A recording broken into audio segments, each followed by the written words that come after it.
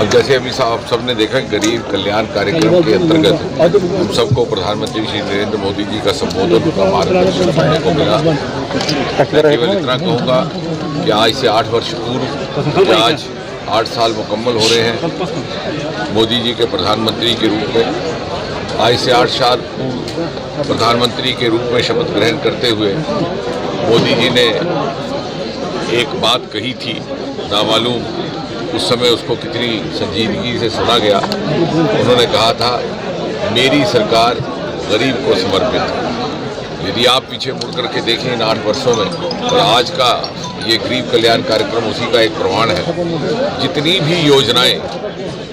मोदी जी के द्वारा देश में लाई गई वो गरीब हित की थी, समाज के उन वर्गों के लिए जो कहीं ना कहीं वंचित रह गए, जो कहीं ना कहीं मुख्य धारा से छूट गए,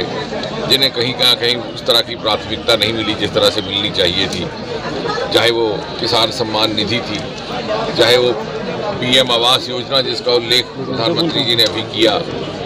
चाहे वो महिलाओं के लिए उज्ज्वला, और उसी कड़ी को लेकर के आज प्रधानमंत्री जी ने जब 21,000 करोड़ रुपए की राशि किसानों के खाते में जमा करवाई, तो एक बार रीइटरेशन किया कि 8 वर्ष के बाद भी जिस संकल्प से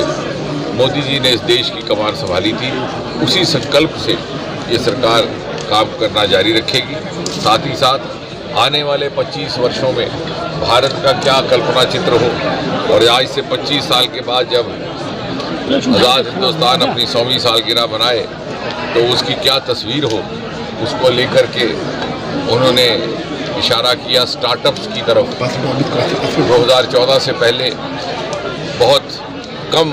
तादाद में, संख्या में स्टार्टअप्स थे। आज 70,000 से अधिक स्टार्टअप, और दुनिया में तीसरी श्रेणी पर हम स्टार्टअप्स के इकोसिस्टम के मापदंड पर खड़े हैं। और इसके अतिरिक्त 100 से अधिक यूनिकॉर्न हमारे। मुझे लगता है, और मीडिया से भी मेरा ये निवेदन रहेगा कि लोगों तक ये बात पहुंचाने के लिए अगर आप इन 8 वर्षों का मुकाबला, इसकी तुलना बीते 8 वर्षों से करें तो आपको समझ आएगा कि एक एक योजना से कितना अंतर हुआ है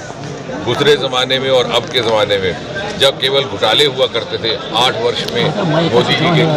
मंत्रिपरिषद के किसी सदस्य पर कोई आरोप नहीं आया। आज भी पिछली सरकार के मंत्रियों के घोटाले सामने आते हैं। सच कहेगा कि क्यों कर ऐसा हुआ और क्यों ऐसा होना चाहिए था कि आज़ादी के बाद जब सारे के सारे हिंदुस्तान में एक तरह का निज़ाम कायम हुआ, 3 टियर का, 5 सरपंच अपनी जगह, ब्लॉक अपनी जगह, डिस्ट्रिक्ट काउंसिल, तो इस रियासत को इससे क्यों महरूम रखा गया, उसमें क्या मंशा थी, क्या इरादा था, या क्या फायदा था भी तो किसका फायदा। उससे ज़्यादा बात नहीं करनी क्योंकि फिर हमारे मीडिया के दोस्त मौजूद हैं, उसका कोई सियासी मतलब निकाल लेंगे। लेकिन मैं नदीर साहब से कह रहा था कि आपका दर्द हमने सुना जो ये बता रहे थे, क्योंकि ये जनता को समर्पित है। लेकिन ये भी एक हकीकत है कि जब इनके दफ्तर में बोर्ड लगेगा DDC चेयरमैन का, तो सबसे ऊपर इन्हीं का नाम होगा as founder chairman of district council Badgaon. और मैं समझता हूं कि जैसे इन्होंने कहा, अगर मोदी जी ने डिस्ट्रिक्ट काउंसिल यहाँ कायम करने के लिए इतनी दिलचस्पी भी ली और इतने इरादे के साथ ये कदम उठाया,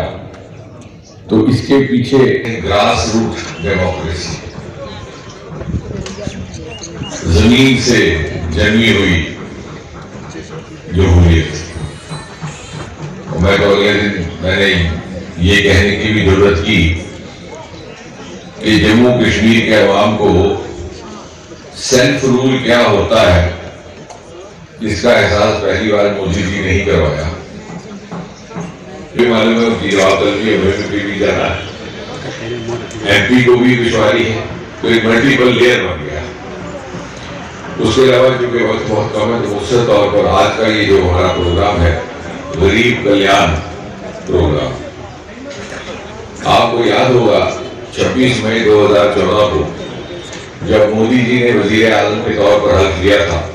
इत्तेफाक से और उसके 8 साल मुकम्मल हुए, तो शुरू में उनका जो बयान आया था वो ये था कि मेरी सरकार गरीब को समर्पित। मुझे नहीं मालूम उस बयान को कितनी संजीदगी से सुना गया होगा, और अगर सुना भी गया तो उस पर कितना एतबार किया गया होगा, क्योंकि इस मुल्क में एक माइंडसेट बन चुका था, एक ऐसी रिवायत बन चुकी थी,